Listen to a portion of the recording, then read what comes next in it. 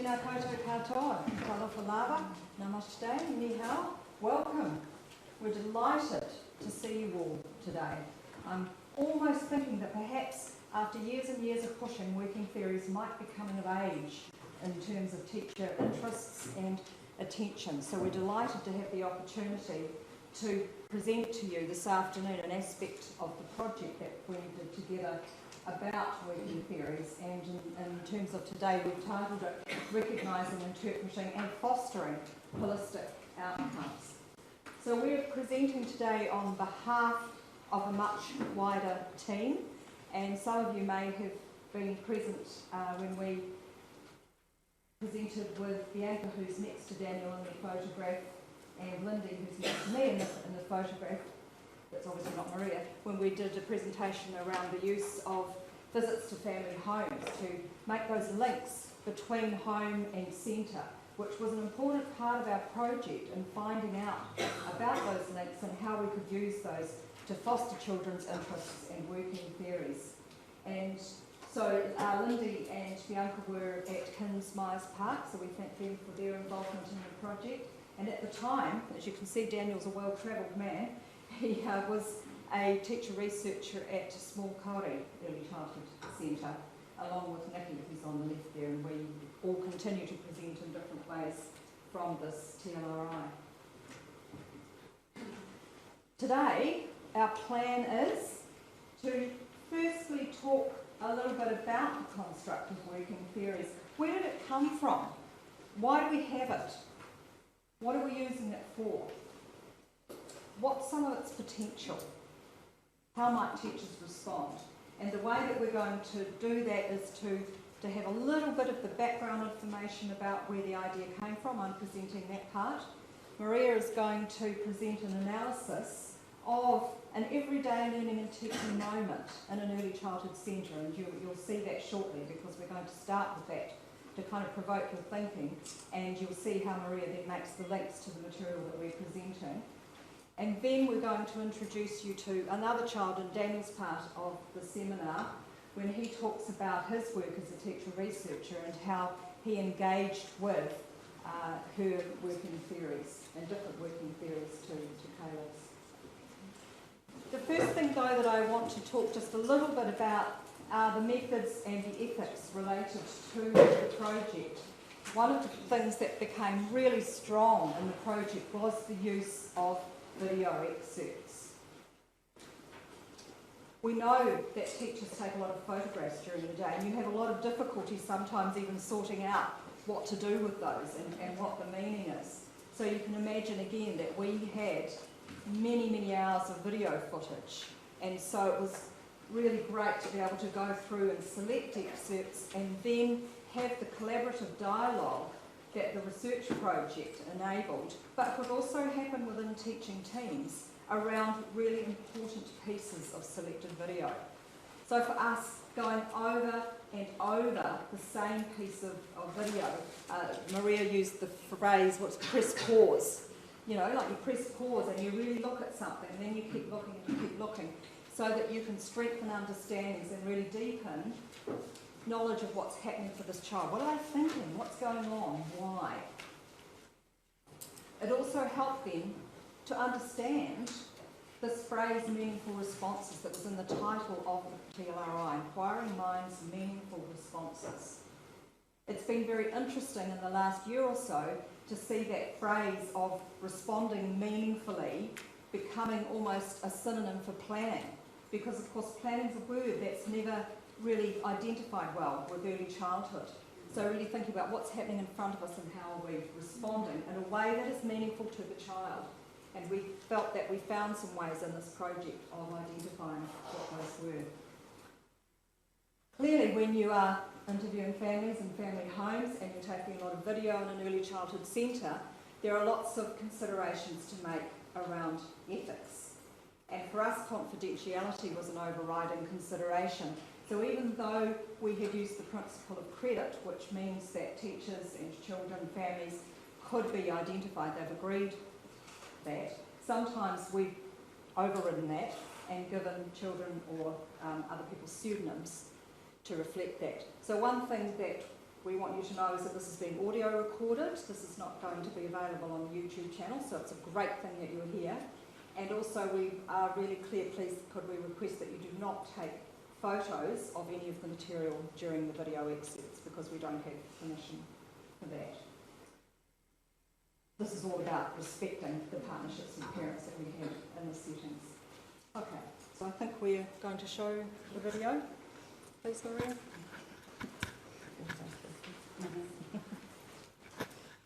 At the time that this video was taken, Caleb was attending Myers Park Kins 5 days a week. He was 3.5 years old, and you'll see that one of the things that he was figuring out was how do you keep making friends, because one of the things about the centre being located in the middle of the city was that there was quite a transient population. There were often children starting, not staying, leaving as parents got jobs and moved out to the suburbs. So there was this constantly shifting idea around how do you get to know people.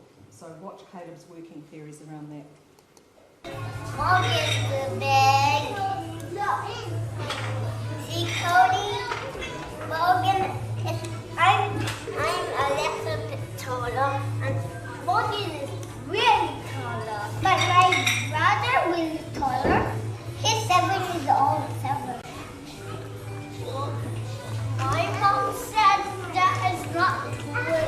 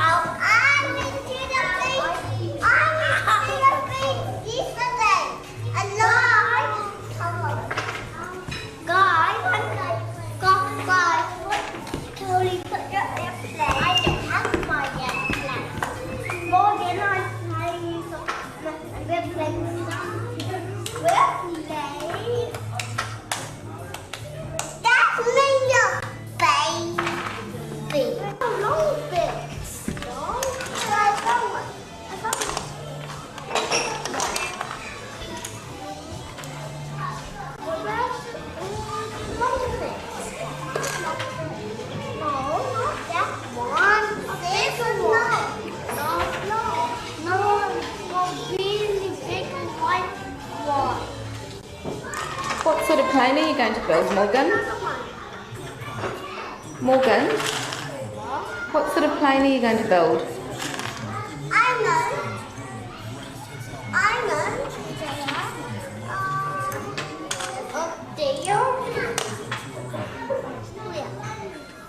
Up that shelf.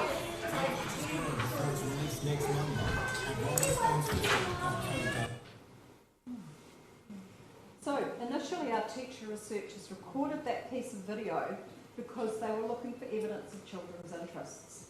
So as you'll have heard from Bianca there, what she was thinking that was about was the interest in playing with Lego and creating planes. But when we chose this piece of video to look at much more closely, we saw a lot more going on. And Maria's going to unpack that with us all shortly in terms of the ideas that we've developed about working theories. So where did this idea come from? Well, in the 1993 draft of Te Whāraki, the wonderful document that's probably still sitting in a precious place in some of your centres, Guy Claxton was given credit for the idea terms of his notion of mini-theories. Carl Barreiter is someone whose work I've been very interested in terms of a book is called Education and Knowledge in the Mind Age. And they talk about how developing work in progress ideas through inquiry are ongoing life endeavours. So it's really important that we all recognise that working theories are part of what adults do. It's not just about children. So while it's identified in Te Whāriki as being one of those amazing holistic outcomes that we're looking at for children, it's also what we do. And so part of our research effectively is where our working theories about working theories. And you've probably come along tonight because you've got some working theories about working theories that you're trying to work your way through as well. So one thing that was very important for us in the project was to be in keeping with Te Whāriki's ideas about the competent, confident, capable learner.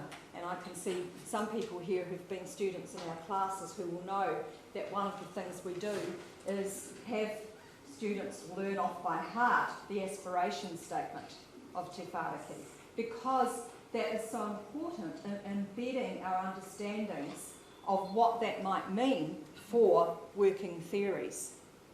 For example, there are so many ways that people talk about children's misconceptions, their misunderstandings, that their ideas are inaccurate, or sometimes they even use the word wrong. Sometimes I hear what I regard as the worst four-letter word in the world, and that's cute. People talk about children's ideas as being cute. All of these things are not in keeping with seeing children as really important meaning makers. Some of you may have also seen the program that's been on The Secret Life of Babies, and the last 2 weeks have been about 4-year-olds, and there's been some really interesting working theories about friendship developing in that program as well. And it's been great to see those psychologists saying just how intense it is for children at that age as they're going through these ideas. So yes, they are young, they are lacking in maturity, but it doesn't mean that they're not incredibly important thinkers. So in terms of Te Whāriki, one of the things that we've talked about before is that we see working theories as being the neglected sibling of the bossy big sister dispositions as an outcome. So there is no keitua or te pai. There is no great rolled out program of professional learning around working theories in the same way that there's been about learning dispositions. But there have now been 3 fairly major projects around working theories, and we've all been endeavouring to publish in places like Early Childhood Folio and to give presentations like this around the country. We're on a tour soon, aren't we, Daniel? In order to try and kind of spread the word and have people thinking more about what this innovative outcome means. Because both of those outcomes are really complex to understand. And in relation to working theories, if we think of the link to the New Zealand curriculum, there's a whole lot of things about how thinking critically and creatively is going to be really important in terms of this digital learning environment, the 21st century, and all of the kinds of metaphors that we hear around that learning. So, as I've said to you, Guy Claxton was acknowledged in the draft of Te Whāriki as the original idea for working theories. And what he talked about was that they were like little snippets of knowledge that children picked up from their experience, and then they try to make connections. So gradually over time ideas do become more connected, maybe more logical, maybe more coherent, but sometimes I would argue they're no less logical or coherent than some of the ideas that I would hear from adults again. So, it's worth thinking about, isn't it? It's a really hard intellectual endeavour. In the document, there is what I've called a description of Te Whāriki, of working theories. It doesn't give us the detail really of what they are. It tells us that children develop them, it tells us what they contain, and we'll come back to that shortly with Maria, and it tells us how they developed them. But it really didn't help us in the beginning to understand what the construct was. So some of the work that we've tried to do has been to develop that construct. So this is where Maria takes over. Thank you. So just building on what Helen talked about, the research that she undertook and we shared with her, insights from that research led her and Sarah Jones to develop a definition of working theories, one that was a little bit more coherent than the broad description in Te Whāriki, but one that was also underpinned by relationships and context, bringing in culture and family into the definition. In the next few slides, I'm just going to unpack parts of that definition and analyse the video that we saw of Caleb and his friends earlier on to illuminate some of his working theories about making friends. And what we'll see, and what I talk through here, is that it's quite a challenging task for some children. And it also challenges us in that assumption that all children know how to make friends. Perhaps they need some support. So the first part of Hedges and Jones' definition is that working theories develop as children participate in and think about the life with their families and community. And as they engage and observe the activities of others, they glean a wealth of experience and a wealth of ideas that they then use to go on and interpret new ideas and reinterpret prior understandings in learning. So it's, in a sense, it's quite an active process of taking up ideas and reshaping them. And it relates to the idea of the snippets of knowledge. Caleb was an only child and he attended the centre on a regular basis. Therefore, we came to see that his community life was the centre because he had few other peers of his age around him at home, being an only child. It was in this place that he was able to observe others, adults and peers, and be exposed to a wealth of ideas about relating to adults, interacting with peers, and initiating friendships, something he seemed to have little experience of given his family situation. Naturally, his continuing attendance in the centre afforded him lots and lots of opportunities to revisit previous ideas in light of newer ones, and also to start consolidating his knowledge and understandings about what it means to make a friend. And Hedges and Jones also said that children's working theories are under constant revision. They're modified on an ongoing basis. And this gives them quite a fluid and organic characteristic, and always being a work in progress. Working theories continue to change over time as children engage with others, as they think, as they theorise, as they puzzle over new understandings and new ideas. In the case of Caleb, his ongoing efforts to initiate connections with his peers in the centre and apparent efforts to garner the attention of those peers, while not always successful, revealed his emerging working theories about making friends. So we chose to look beyond the Lego and the aeroplanes as the activity interest and look more deeply at what he was trying to make sense of. The more he engaged with others through those opportunities, the more he was able to clarify and negotiate acceptable ways of being a friend with these children in this place. Hedges and Jones also state that children's working theories are stimulated by their drive and their motivation to make sense of their world and their place in it. In this view, children are not passive, but active social agents who yearn to connect with others in their families, communities, and cultures. This active role was seen with Caleb, who on several occasions tried very hard to negotiate his place amongst his peers, while adopting the ways of his peers in terms of how to play together, how and when to share personal stories, and how to help each other out. Caleb's yearning to connect and, of course, reconnect with his peers was seen in the way he continued to modify his approach and strategies several times during the interactions in this video, but also at other times that teachers observed.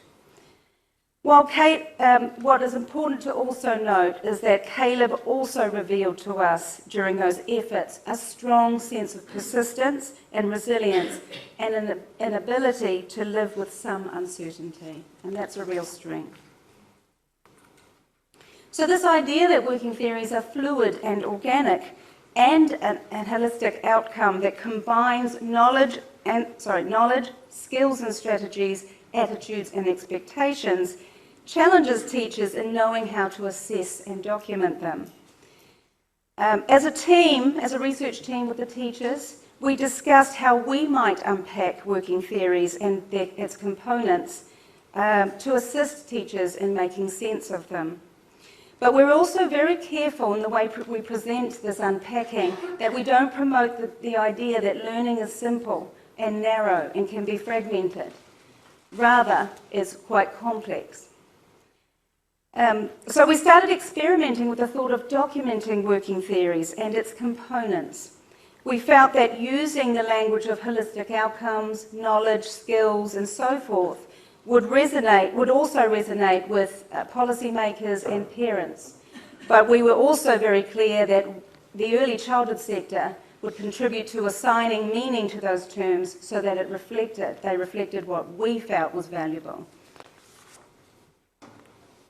This shared reflection prompted analytical thinking about Caleb's motivations and working theories about friendships. For example, rather than focus on the activity, teachers paid attention to his expressions and efforts in each situation, which eventually led to the realization that he was representing and acting on a number of working theories about friendships in quite explicit ways, but also likely needed some support from the teachers. Teachers also reflected on the knowledge they had of Caleb, that he was often the first child to arrive at the centre in the morning and would often sit on the couch and wait until his friend arrived, even if that was later in the morning. His family's insistence that he maintain his afternoon sleep, even when none of his similar-aged peers were doing so, meant missed opportunities for him to be with his peers and to be part of the play for most of the afternoon. And when he would wake, he would have trouble getting back into the group again.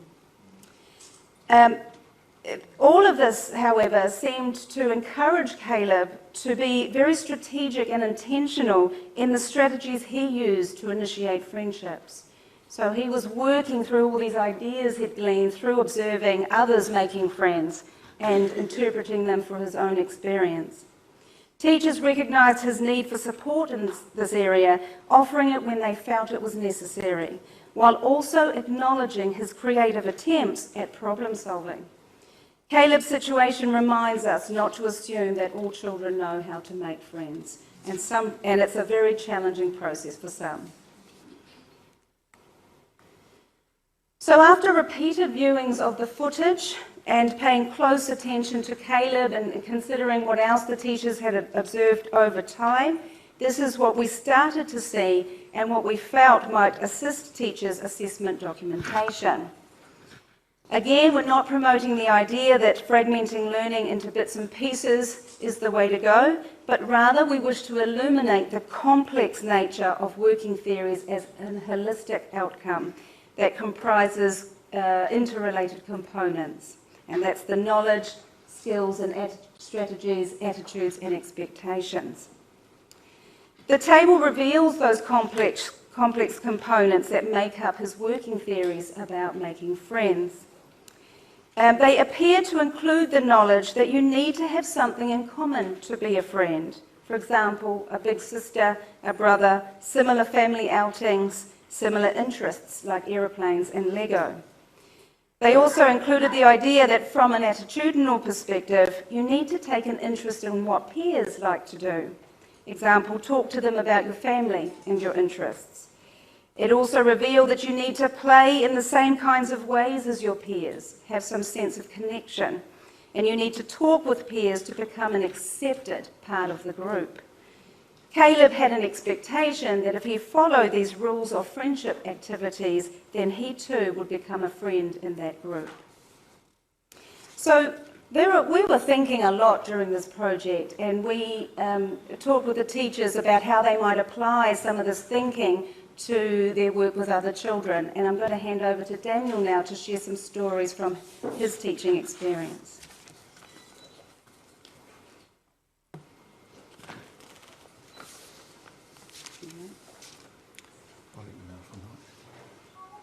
Well, kia ora everybody. Let me just add my warm welcome. I'm very impressed to see how full the lecture theatre is. I'm a full-time student at the university now, but last year I was a teacher at a kindergarten, and I know how tiring a day can be and how hard it can be to come and sit here and listen and learn. So I give you guys all a big figurative pat on the back. Well done. When I'm at kindergarten and we get somebody, or somebody asks if they can share news, often they do it really quietly in front of the group. And if that happens, I ask the children at the back to go like this. So I'm going to ask you guys at the back, if you can't hear me, go like that, and I'll try and speak a bit louder.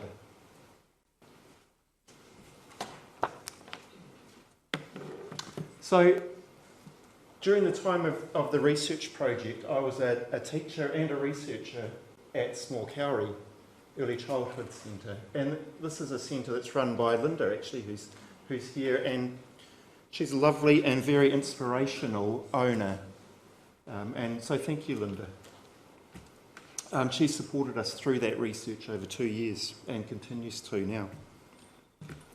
Small Kauri is a mixed age group setting, located in Mangere Bridge in South Auckland.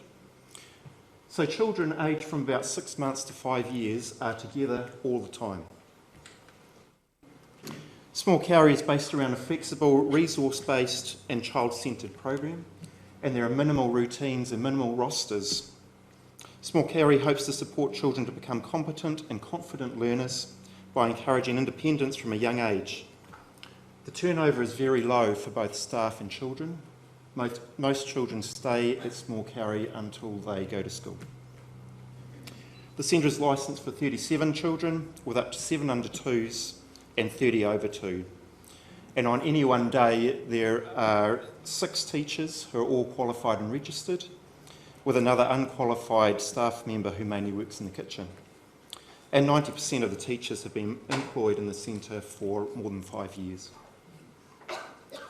Children who attend are from a range of diverse cultural backgrounds, with most families being two-parent, where either are both in paid employment or where one or both are studying. So today I'm going to share a very short snapshot of our journey into how we recognised and responded to some of Lily-Hinato's working theories.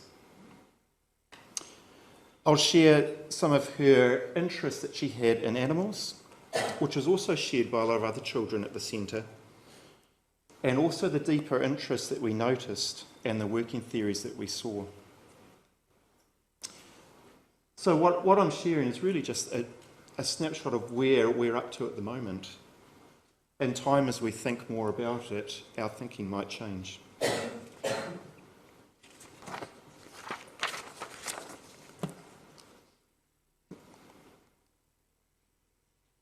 So, as teachers, why do we even care about working theories? First, as we've already heard, working theories are one of the 2 key learning outcomes of Te Whāriki, and our role is to implement Te Whāriki. So our role is also to think, challenge, support, and help our children to develop working theories. Second, and again from Te Whāriki, working theories are a way for our children to make sense of the world. Part of our teaching role is to help our children develop strong and confident identities, and helping them to develop working theories about the way that the world works and where they fit into that is one way that we can help them build strong identities. Third, working theories have been linked to the school curriculum key competency thinking. Similar to working theories, thinking is described in the New Zealand curriculum as the development of processes to construct knowledge and problem solve. Fourth, we want our children to develop their thinking skills as they develop working theories. We hope that they will become problem solvers with many different strategies, some of which they will have developed in their early childhood years. By listening, supporting and challenging their working theories, we might be able to help our children develop their thinking strategies, help them to see themselves as active problem solvers and knowledge constructors. Fifth, working theories can be a way for our children to develop early conceptual knowledge.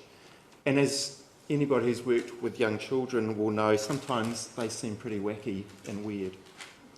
But actually that's okay. And sometimes when you think about it, perhaps they're not as wacky and as weird as you first thought. Children can be really insightful because they haven't been put into that box yet. At the end of the day, though, we hope that our children not only develop thinking and problem-solving skills, we also hope they gain some conceptual knowledge. John Dewey, over 100 years ago, said we don't want our children to just be self-confident fools, but also holders of some knowledge. So we also think that there needs to be some foundation of knowledge which our children can develop through their working theories to be built on as their experiences and understandings continue.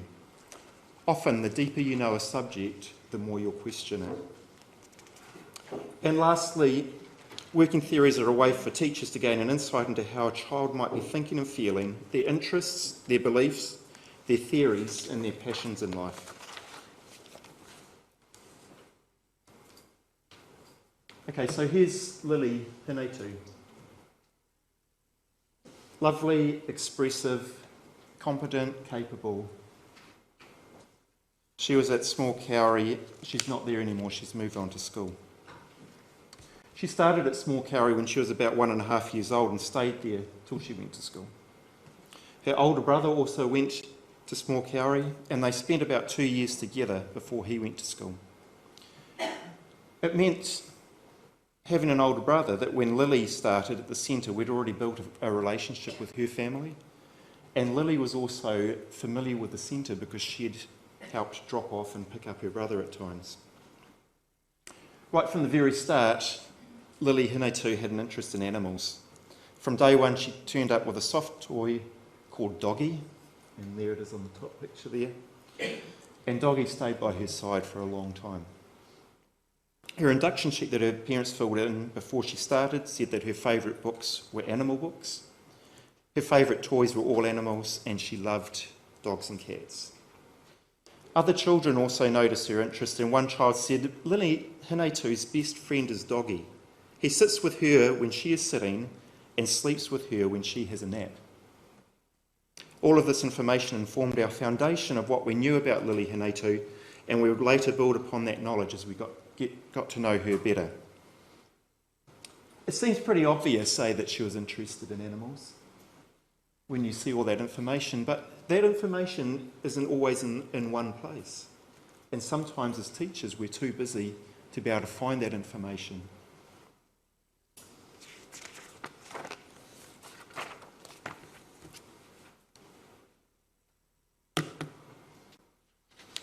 There's often been an interest in animals at small Kauri and likely an interest in many of your centres, which comes and goes over time.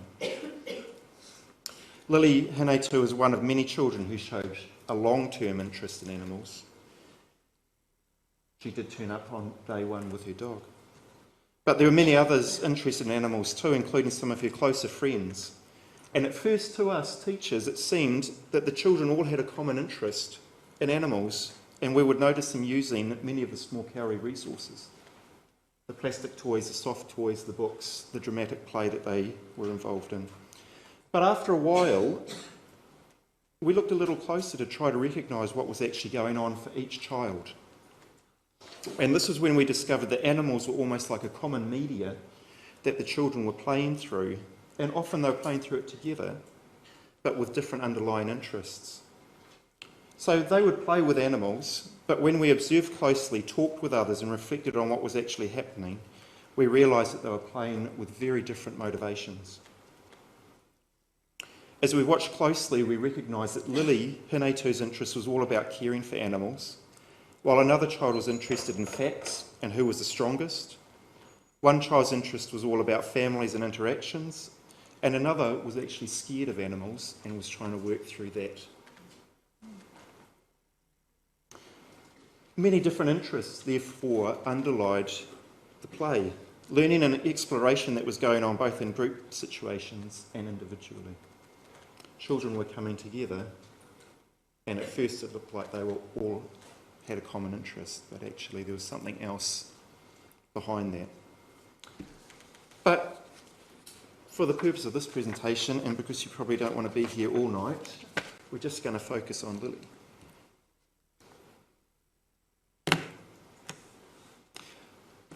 Before we get to some video, I just want to talk about deeper interests. We think that deeper interest in formation of working theories is intertwined.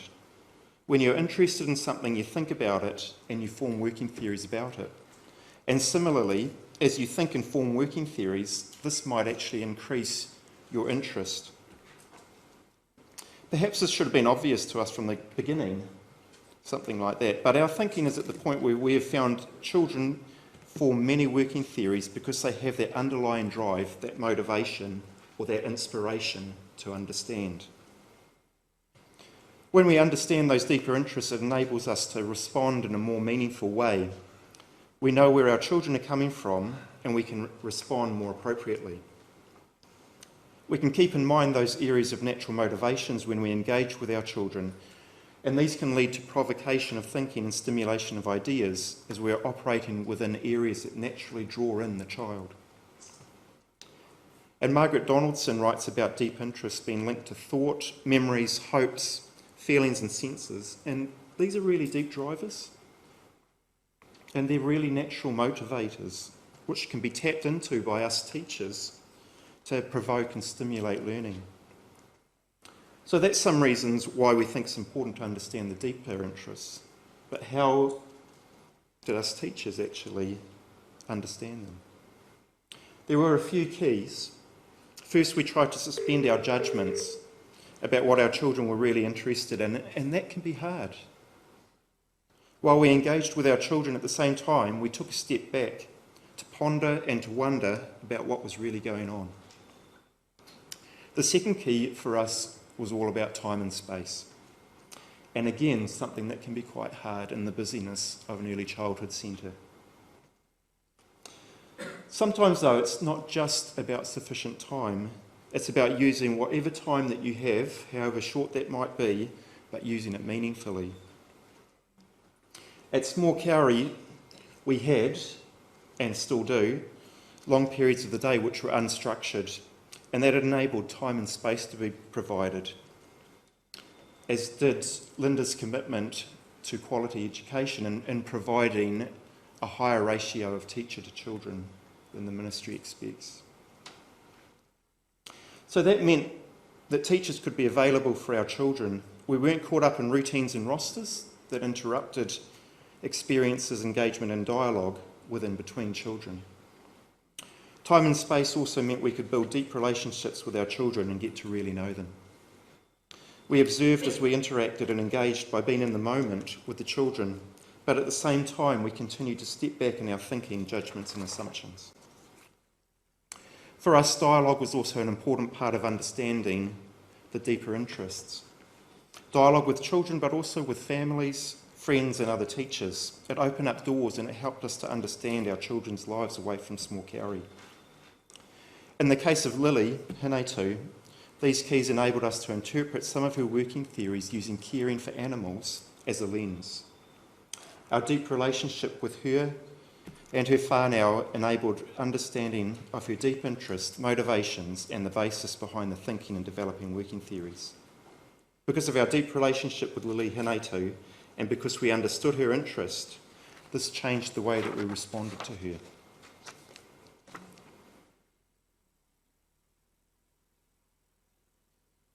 For us, conversations are a big part of understanding children's deep thinking and working theories. They give us an insight into their thinking and what working theories they might have.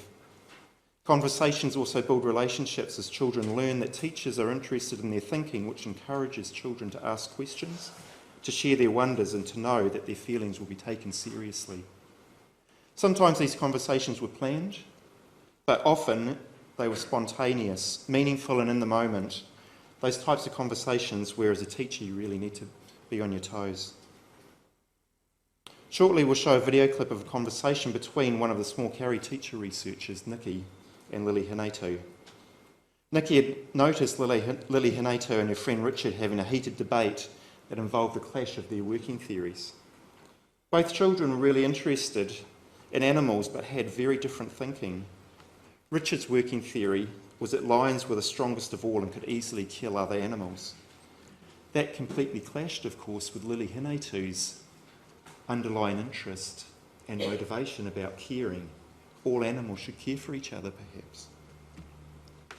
Both children were playing with the wild toy animals when Richard proceeded to make his lion eat Lily-Hinato's zebra. She was absolutely mortified, and she didn't hold back on sharing her view. She became upset when Richard challenged this view and shared what he thought.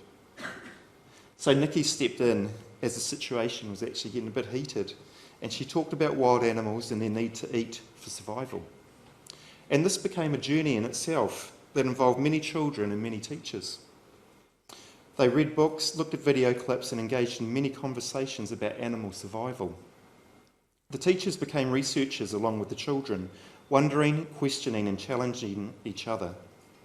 And Richard refined his working theories that lions always catch and eat their prey in the light of new evidence, and that was much to Lily-Hinato's delight. Lily-Hinato eventually accepted and adapted new information into her working theory that animals always care for each other. So have a listen to Lily-Hinato's thinking, her working theories, and also watch her body language and her facial expressions as she chats with Nikki.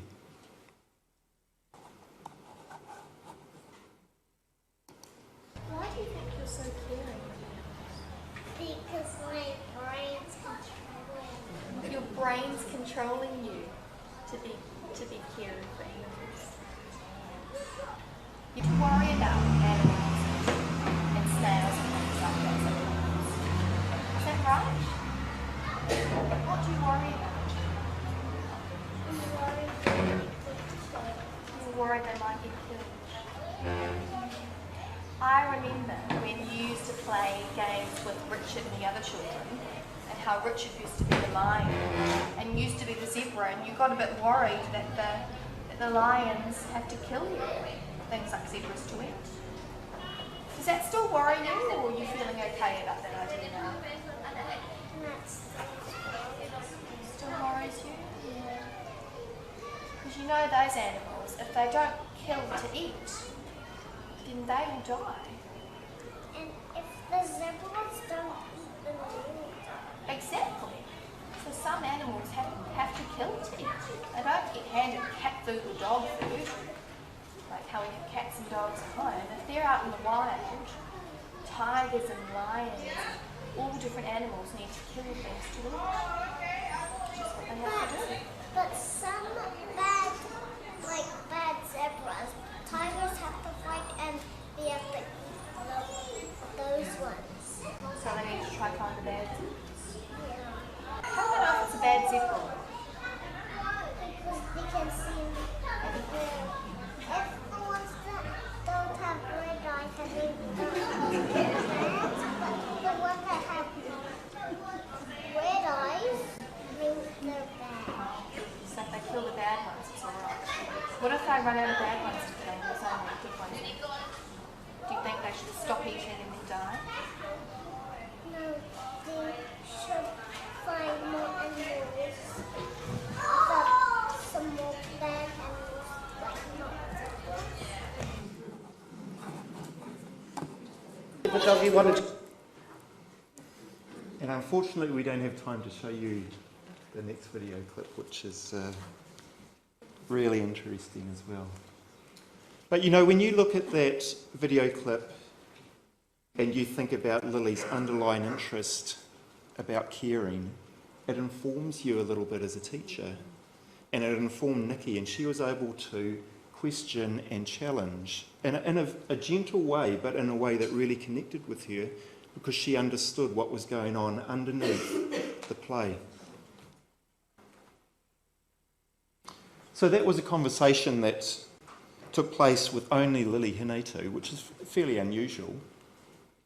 But Nikki thought that she would be able to have a really meaningful conversation with her one-on-one in this instance, and fortunately it was recorded for us.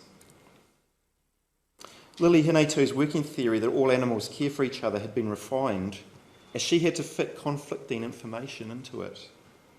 It's hard to realise that animals have to kill other animals, especially when you're really a caring person. However, her working theory was modified by adding the idea of bad animals with red eyes. Really interesting, I think, that she could make that link somehow. Where did red eyes come from? I don't know. But it allowed her to keep her deep-seated belief that animals really need caring for and do care for each other. Unless they're really bad.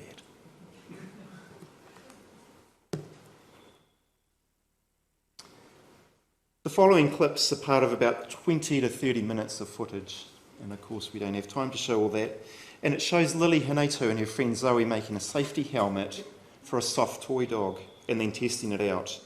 It came about because Lily-Hinato had been riding a small Kauri bike with the dog tucked into her jacket.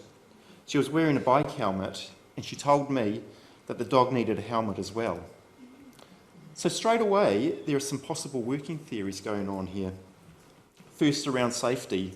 People or children need to wear a helmet when riding a bike, and we'll see a little bit more about her divergence in thinking about helmets later. And then around caring, of course. Dogs, real or pretend, need to be cared for. And for Lily-Hinato, it might have been, I am, or she is, responsible for caring for this dog. Possibly that extends to a working theory that other people might not actually care for it. So we went and found a small plastic scoop to use as a helmet, and the opening clip shows Lily-Hinato and Zoe working out how to attach the helmet to the dog's head.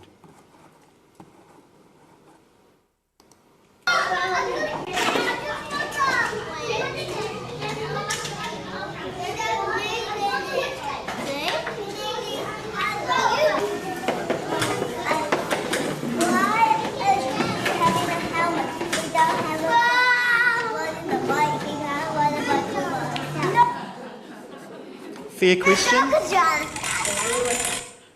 I think so. And what you didn't see is another boy said,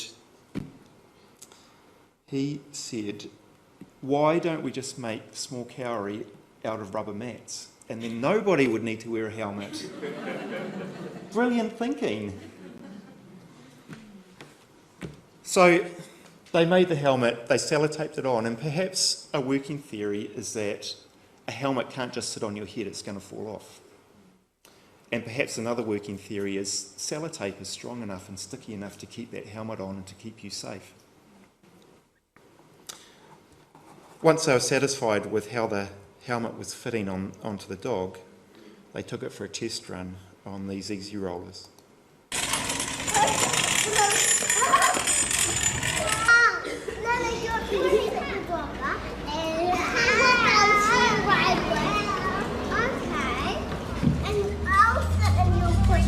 Hang on a minute. The dog's got a safety helmet, but Zoe doesn't have a safety helmet.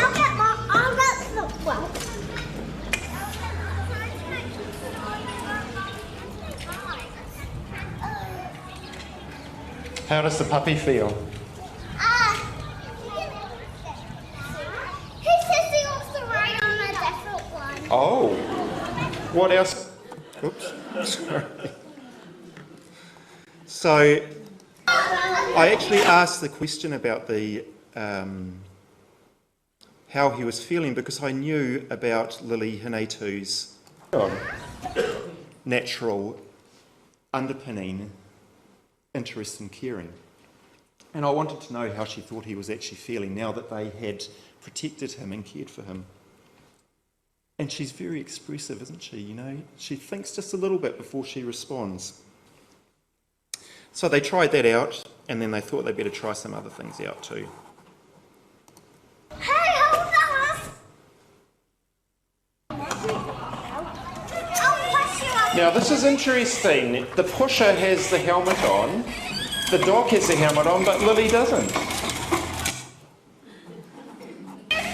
doors, and your puppy accidentally falls on the ground. Yeah. And he bumps your head at you, and your puppy doesn't have a helmet, and we got his head. What if you fall out the door? I'll drive safely on. Ah, okay. Great answer. So Lily-Hinato, she no longer needs a helmet even though the dog does. She related a working theory about the dog falling out of a four-door car, and the word accidentally was something that stood out to me there. It seems she thinks that dogs can be trusted to behave in cars, but they might accidentally fall out. Perhaps it might accidentally open the door. Maybe it'll accidentally open a window. Maybe it's because four-door cars have rear windows that can be opened. And maybe she's seen dogs poking their heads out of those windows. I challenged her about not wearing that helmet, and she really brushed me off, didn't she? She didn't seem interested in going further along with this thinking. But they kept on testing.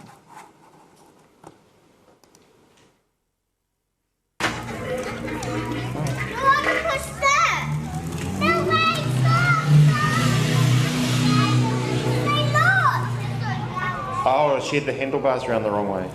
Okay. Did you notice what's happened to the dog? It's been relegated from being tucked inside her jacket, and it's now on the back tray. Perhaps the interest is waning a little bit, perhaps not.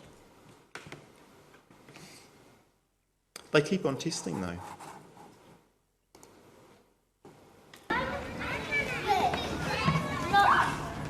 Yeah, it's a wobbly bike.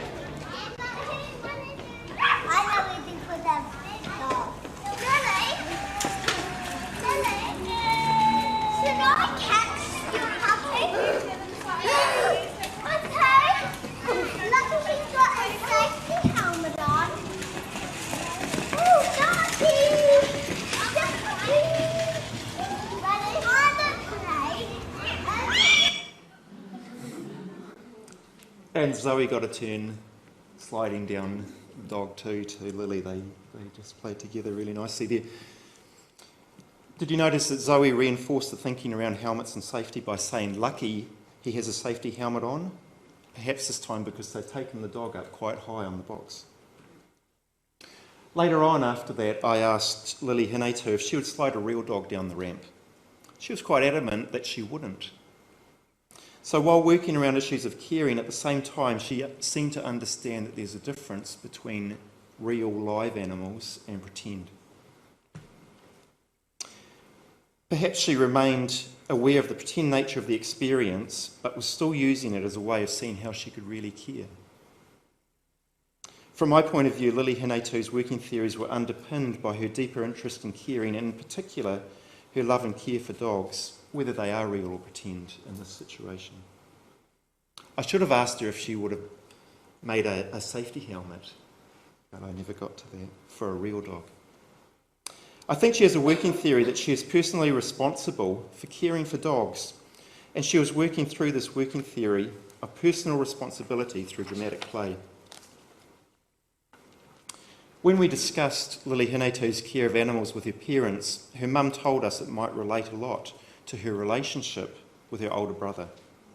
She said, they play a lot together. They basically have gone everywhere and done everything together their whole lives. One will be a dog and the other will be the owner. Come on, doggy, take care. Would you like something to eat? That type of thing. And then they'll switch roles as well. She does it with her soft toy dog. Same thing. The role play where one is a dog or one is looking after the dog, or they are both looking after the dog together. So the play at home seems to have been mirrored quite closely by the play at small Kauri, but this time Zoe was a stand-in for Lily-Hinato's brother.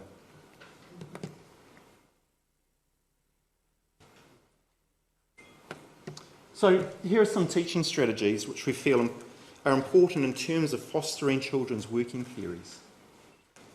Keep in mind that to be effective, though, these strategies need to be underpinned by the notions of plenty of time and space, development of deep relationships, and teachers being available for children, using the time you have meaningfully.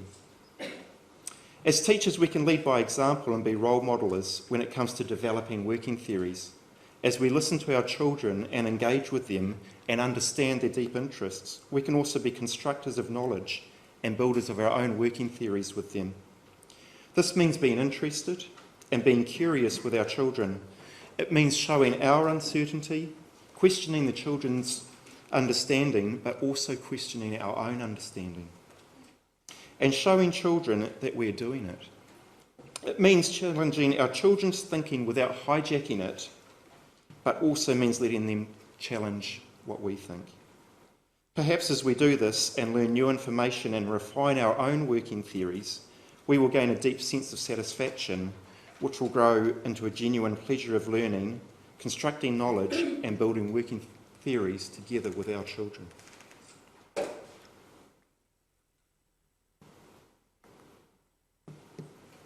So some reflective questions to have a think about and possibly to take back and talk with your teaching team.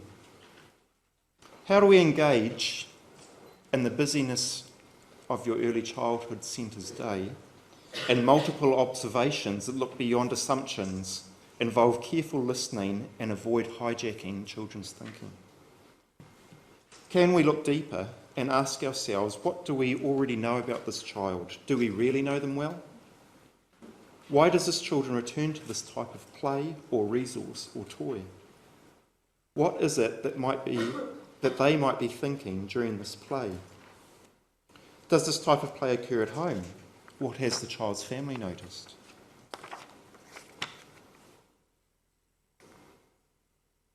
And some more questions about fostering those working theories. How does your structure of your day or of our day enable us to hear working theories? How does the structure of our day enable working theory development? And what constraints might there be in our early childhood centres that are hindering working theory development? Whose working theories are we more likely to notice, and whose might we miss? As teachers, do we value the knowledge or the process of forming working theories? How can we tap into our children's thinking to understand their working theories? And I hope you're not expecting any answers to this, from me anyway. So finally, further possibilities. As you've probably heard before, teaching is a complex dance. There's multiple interactions between children, teachers and the environment. And we can't say that we know exactly what Lily-Hinato's working theories were. In effect, we have tried to interpret Lily-Hinato's interpretations of the world.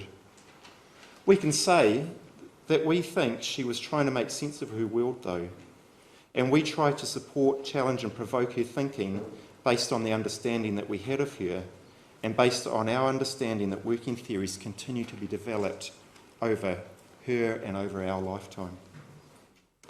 We can't even say with certainty that we really did know her deep interest. Perhaps there was something deeper. But we can say that through time and space, relationship building, dialogue and observation, that we gained some pretty good clues to what it might be. So we do still wonder, was there something even deeper that we never got to? Was Lily-Hinato's interest in caring driven by something even deeper? Perhaps through a view of herself as a vulnerable child? Were animals an easier way for Lily-Hinato to practice and experiment about caring? Were animals a stand-in for people?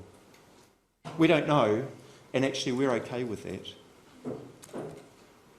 We do think, though, that while we need to have some degree of comfort in what we do and what we think we understand, that we will never reach an end point. However, we will always keep on trying to get closer to it. Thank you. Thank you, Daniel. So this is a very important slide for us because without the involvement of the children, the families, the teachers, and of course the centre management and leaders, we wouldn't have these findings or this information to share with you. So we want to thank those people who were involved, but also all the teacher researchers that were involved. And it's a very special project to us because a lot of it came out from, a lot of new insights came out from this research.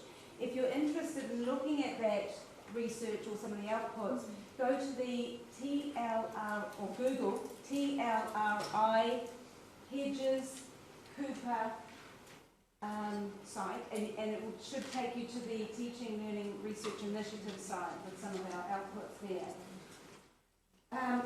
You will have a chance to get some notes from this presentation, but we need your email addresses. So I'm going to leave 2 pieces of paper, one over here and one over there. If you'd like to be emailed some summary notes from this presentation after this, not tonight, at some point, then leave your email addresses there. It will have these references and a few more on them that will be helpful to you. And I also want to just show you Helen Hedges has developed a blog about to puzzle and theorise about working theories, children's and adults, which is accessible to you if you take down that blog address. And there's some wonderful content already on there to get you thinking more deeply about children's thinking and the way that they theorise. And then, of course, some references to resources. So we have a chance now to have a few questions. We want to know what your working theory is about this topic. But anything that you want to hear more about, that we just for a few minutes. Any questions that, and Helen, Daniel, would you come down here, please? Can I just ask Daniel, what did the documentation look like around all the things you were doing with Lily-Hinato? Documentation was something that we experimented with, and we struggled, to be honest, especially to start. So the question is, what documentation did we have around children's working theories at small Kauri? And it's difficult to know what to do. You know, what do you document? If a child has something that is conceptually inaccurate, do we want to put that down on paper with our name next to it? And perhaps something that shows that we didn't correct it? Because a lot of parental expectation is that you're teaching children something that's accurate and conceptually correct. One thing we did try to look at those deeper interests, though, is we got a whole heap of A1 sheets of paper and we put the child's name in the middle, and then we started to write everything that we knew about the child around it, and we tried to do that as a group as far as we could as a teaching team, and also individually as we noticed something we would put it on. A1 sheets just became unmanageable because, you know, you have, well, we had 37 on any one day, so perhaps 50 on the roll. 50 A1 sheets is just too much, so we went down to A3 and tried that, and that was a lot more manageable. And at times we've also used A4 and just tucked them into a clear pocket which is stapled on the wall. And that way, when you sit down and you have your lunch, if you feel so inclined, you can pull out the bunch of papers and you can just leaf through them and think, oh, that's why she does that, or that's why he does that. And it helps you make a little bit of sense about what's going on, and you can also add to that in time. In terms of actually documenting working theories, that was a struggle. You know, there's not really any guidance that I know of about how to document working theories as a whole. There's heaps about learning dispositions.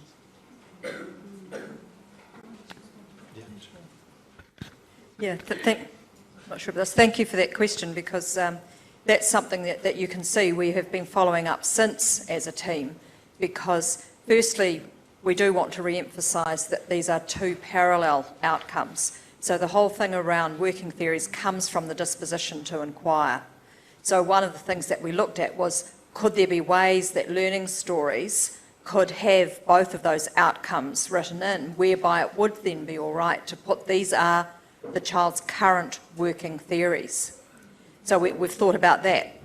The reason we introduced you to the diagram earlier, where we broke down the knowledge, skills and strategies, attitudes and expectations was that yes, as Maria said several times, we don't want to look like we're going back to that business of fragmenting learning, but doing that enables people like parents and in one of the articles we've written, policymakers who are, perhaps putting pressure on us to identify early literacy and early numeracy, to think about this is a way to present what's happening within the working theories. So that's where we've come to since. So I guess, your question was, what did they do then?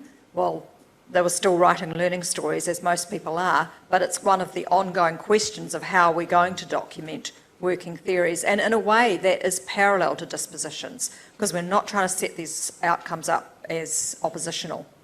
But yeah, I know that Daniel has, he's talked about this since 2011, this whole thing of, if a child's ideas aren't accurate, how does that make me look as a teacher? And I think it's a really important question.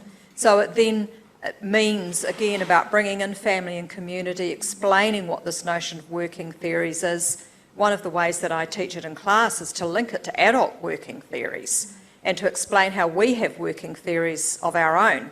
One of the most amusing being that we actually have working theories about how to drive cars, despite the fact that we all have a driver's licence.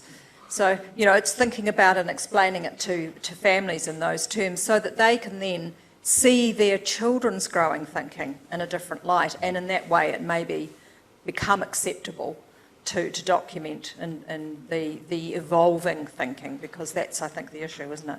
Does that help answer the question? Thank you, yeah. Oh.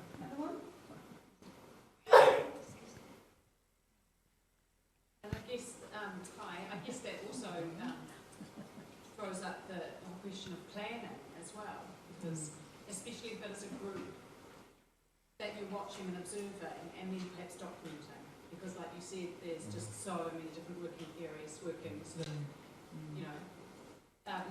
side by side, and so then often group story documentation can sort of just bring everything down to one single thing, when it's actually far more complex than that, and then the planning around it, like, let's organise a trip to, whereas that might be completely irrelevant for the working theories.